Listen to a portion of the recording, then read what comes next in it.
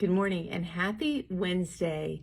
I have had a lot of nudges lately about how important your role as a parent or a grandparent or aunt or sister or someone that other people look up to, how important your role actually is for the kingdom.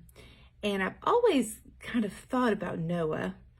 And God said that Noah was faithful, but nothing is said about his wife. And nothing is said about his children other than they were saved. It's very possible they were not faithful. It's very possible that they could have been, but it is possible, since it wasn't mentioned that they were faithful, and God liked to mention the people that were faithful to him, that they were saved because of their father or husband, as it were.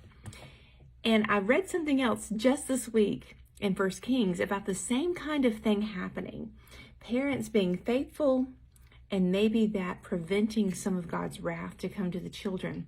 In 1 Kings chapter 11, King Solomon, who is a son of King David, King Solomon was the one that took on all these wives, had 700 wives or more, and was taking wives from all different kinds of tribes and all different kinds of religious backgrounds. And God had warned him about this. God had told him specifically not to do this. Well, what do you think happened?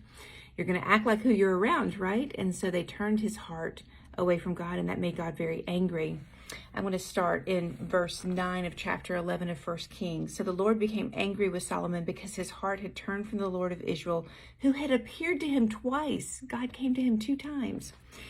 Verse 10, and he commanded him concerning this thing that he should not go after other gods, but he didn't keep what the Lord had commanded. He did what he wanted, didn't he? Therefore the Lord said to Solomon, because you've done this and not kept my covenant and my statutes, which I commanded you, I will surely tear the kingdom away from you and give it to your servant. Nonetheless, or nevertheless, some versions say, I will not do it in your days for the sake of your father David. I will tear it out of the hand of your son. The faithfulness of David, who we know wasn't 100% faithful all the time, right? But the faith of David prevented Solomon from a lot of trouble. It's the same God, right? I wonder how your faithfulness is helping your children possibly not suffer.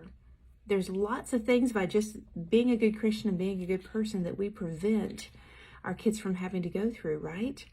Obeying the law, doing the things we are supposed to do, staying out of trouble, keeping our nose clean, as my mom liked to say.